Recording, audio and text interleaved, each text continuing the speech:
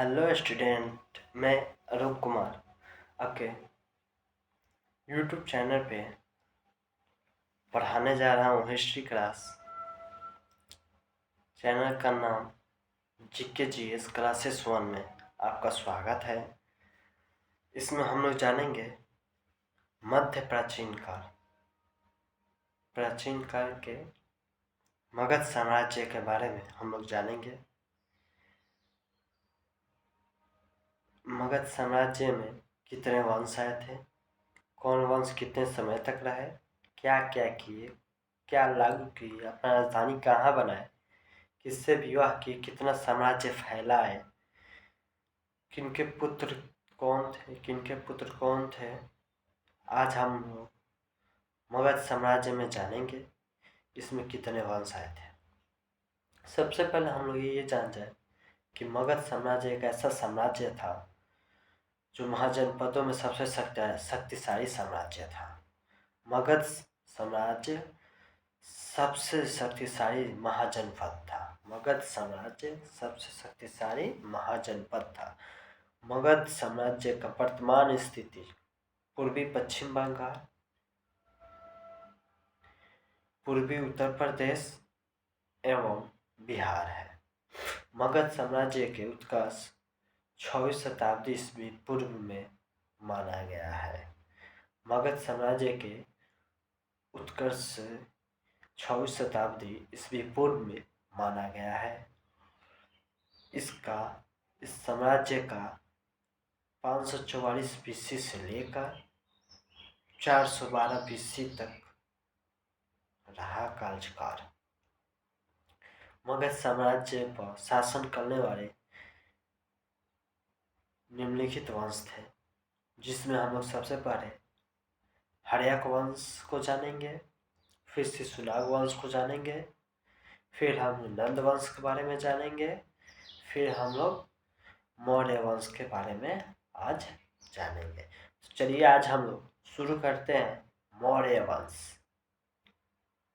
मौर्य वंश के बारे में आज हम लोग शुरू करते हैं और जानते हैं कि मौर्य वंश मौर्य वंश आज नहीं, दूसरे दिन स्टार्ट होगा। आज हम लोग हर्यक वंश स्टार्ट करेंगे, क्योंकि सबसे पहले हर्यक वंश आता है। हर्यक वंश के पहले कुछ नोट्स अपनी कॉपियों में कर लें और हम बोलेंगे। देखिए, यहाँ पास बोर्ड का कुछ व्यवस्था नहीं हुआ है। ऐसे में गए थे कर बोर्ड के लिए, लेकिन नहीं मिला, जिसके कारण हम लोग आज ऐसे हम बोल कर लिखवा दे रहे हैं। आपको पीडीएफ मिल जाएगा, आप लोग चिंता ना करें, पीडीएफ दे दिया जाएगा। हमारे टेलीग्राम चैनल पर मिल जाएगा या यूट्यूब पे पीडीएफ देखेंगे, डिस्क्रिप्शन बॉक्स में डाल देंगे।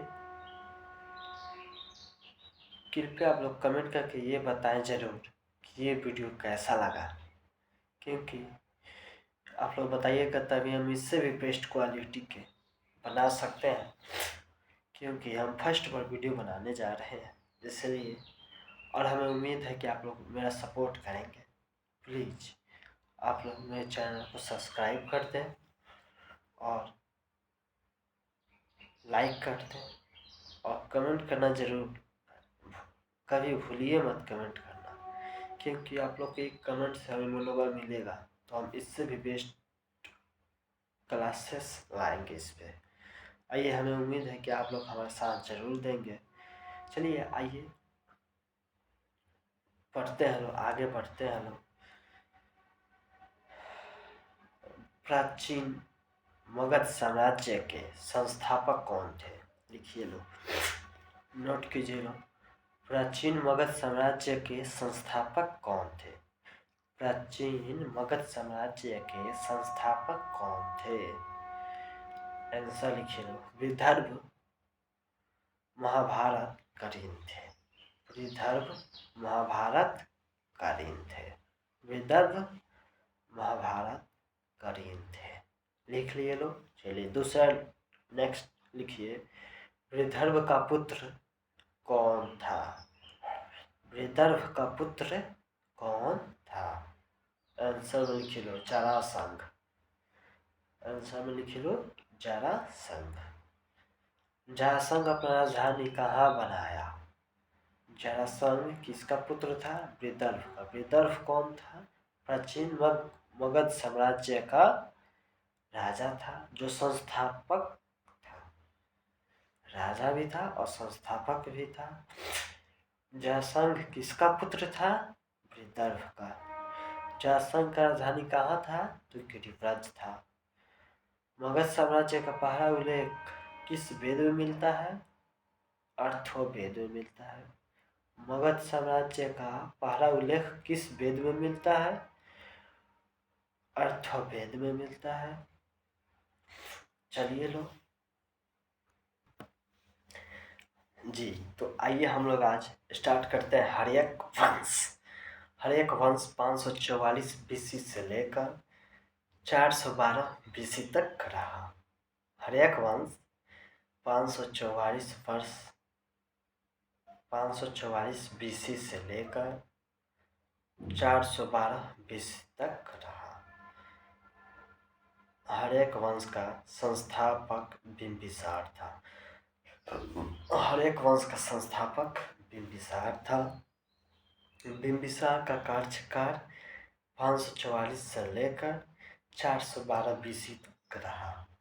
बिंबिसार का कार्यकाल 544 बीसी से लेकर 412 बीसी तक रहा। इसका अन्य नाम श्रोणिक था।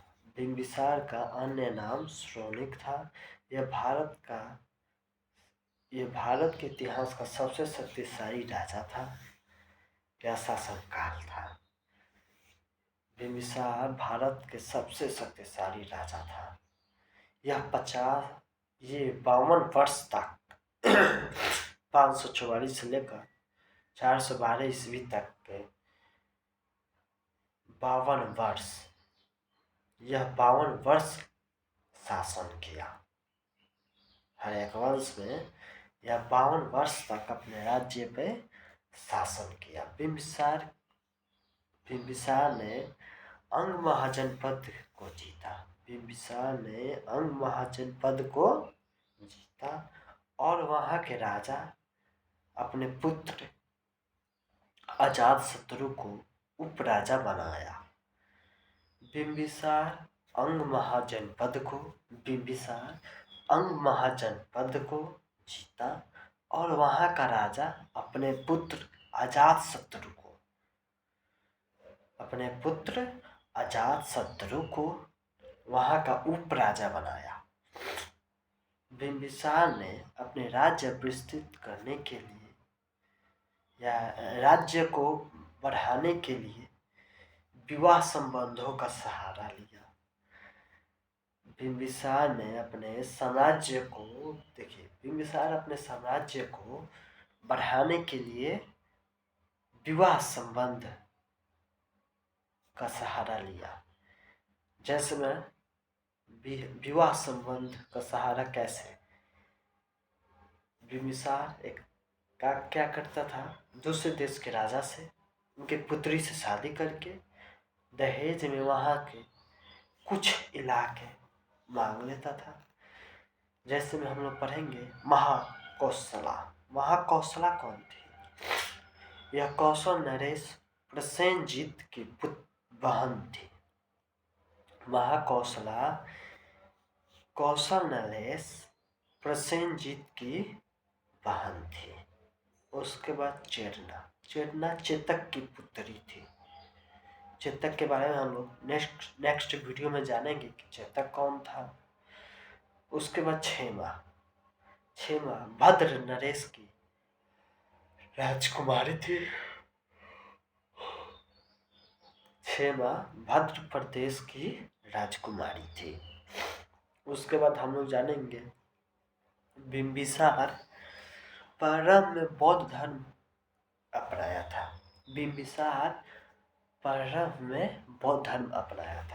लेकिन चेरना से शादी करने के बाद चेरना ने बिंबिसार को यह उपदेश दिया कि आप जैन धर्म अपनाएं। चेन्नई ने अपने पति बिंबिसार को यह उपदेश दिया कि आप जैन धर्म अपनाएं, और बिंबिसार ने जैन धर्म अपना लिया।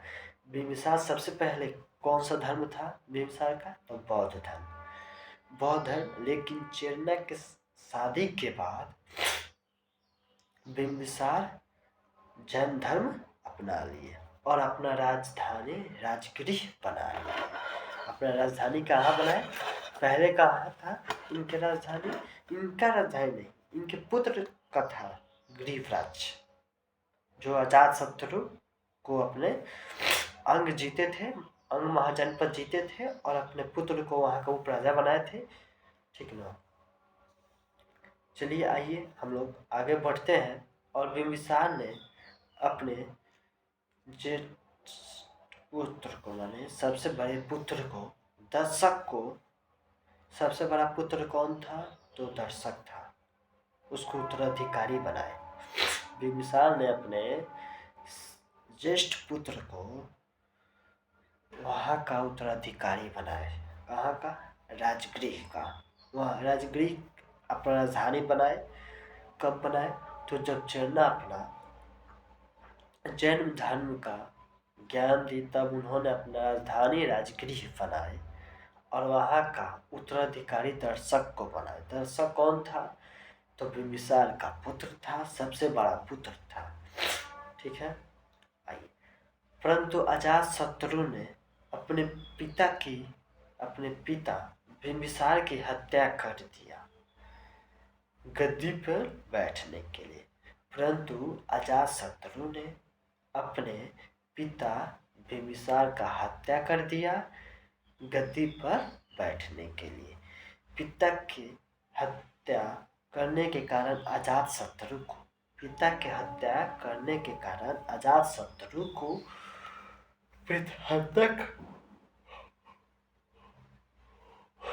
पृथहंता कहा गया है। ठीक इसी प्रकार देखिए, बिंबिसार का हत्या अजातशत्रु ने किया। इसमें कोई अन्य सदस्य नहीं न हुए, इसमें अपने ही पुत्र ने अपने पिता की हत्या कर दिया। ठीक उसी प्रकार अजातशत्रु का हत्या इसके पुत्र उदयन ने किया, जिसके वजह से इसे पृथहंता का वंश भी कहा जाता है। यदि क्वेश्चन कहीं पूछे पृथहंता वंश किस वंश को कहा जाता है, तो मगध साम्राज्य में हर्यक वंश को कहा जाता है। चलिए इसके बाद हम लोग अजातशत्रु के बारे में जानते हैं, क्योंकि बिंबिसार तो भाई सबसे पहले बिंबिसार के पुत्र अजातशत्रु के बारे में जानेंगे, फिर अजातशत्रु के पुत्र उदयन यानी उदयन के बारे में जानेंगे। तो आज हम लोग अजातशत्रु के बारे में जानते हैं। अजातशत्रु 492 बीसी से लेकर 460 बीसी तक रहे। अजातशत्रु 492 बीसी से लेकर 460 बीसी तक रहे, इनका शासनकाल चला। अजातशत्रु को हम लोग कुनिक के नाम से भी जानते हैं। कुनिक अजातशत्रु का अन्य नाम कुनिक भी है। इसे पृथहंता भी कहा गया है।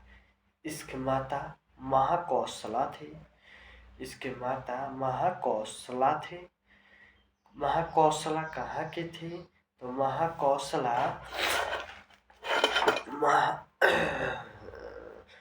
कौशल नरेश प्रसेनजीत की बहन थी। महाकौशला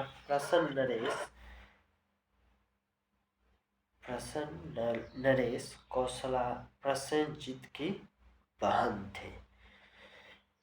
483 बीसी में प्रथम बौद्ध समिति, 482 ईस्वी में प्रथम बौद्ध संगीति सप्तवर्णी माने राजगृह मगध महाकस्य अध्ययन हुआ। 483 BC में प्रथम बौद्ध संगीति सातवाहनी राजगृह महाकश्यप अध्ययन हुआ। काशी के लिए प्रसेनजीत से संघर्ष हुआ एवं विजय हुआ। काशी के लिए प्रसेनजीत कौन था? तो कौशला के पिता थे, भले कौशला का भाई था। प्रसेनजीत कौन था? तो महाकौशला का भाई था और वाजिरा से विवाह हुआ। अजातशत्रु का विवाह किससे हुआ? तो वाजिरा से हुआ। अजातशत्रु का विवाह किससे हुआ? वाजिरा से हुआ, जो कि प्रसेनजीत की पुत्री थी। अजातशत्रु का विवाह किससे हुआ? तो प्रसेनजीत की पुत्री वाजिला से हुआ। जब ये अपने अजातशत्रु जैन धर्म अपनाए। अजातशत्रु ऐसे में जैन धर्म, मान लीजिए जब पिता उसी धर्म के हैं तो पुत्र दूसरे धर्म का थोड़ी होगा, तो पुत्र भी जैन धर्म अपनाया। फिर महावीर स्वामी एवं महात्मा बुद्ध की मृत्यु इसी काल में हो गई। महावीर स्वामी और महात्मा बुद्ध की मृत्यु इसी कार्यकाल अजातशत्रु के कार्यकाल में हो जाता है। चलिए हम लोग कल उदयन के बारे में जानेंगे, और मेरा वीडियो अच्छा लगे तो प्लीज़ कमेंट में बताइएगा और मेरे चैनल को सब्सक्राइब कर दीजिएगा। और हमें आशा है कि आप लोग लाइक ज़रूर करेंगे। मैं आपका छोटा भाई हूँ, इसलिए आप लोग कृपया मेरे चैनल को सब्सक्राइब कर दें और लाइक करना ना भूलें और कमेंट ज़रूर करें कि कैसा वीडियो है, कि कैसे इससे भी अच्छे हम वीडियो बनाएं। देखिए, आप लोग जितना सपोर्ट कीजिएगा हम उतना अच्छे से और मेहनत करेंगे। धन्यवाद।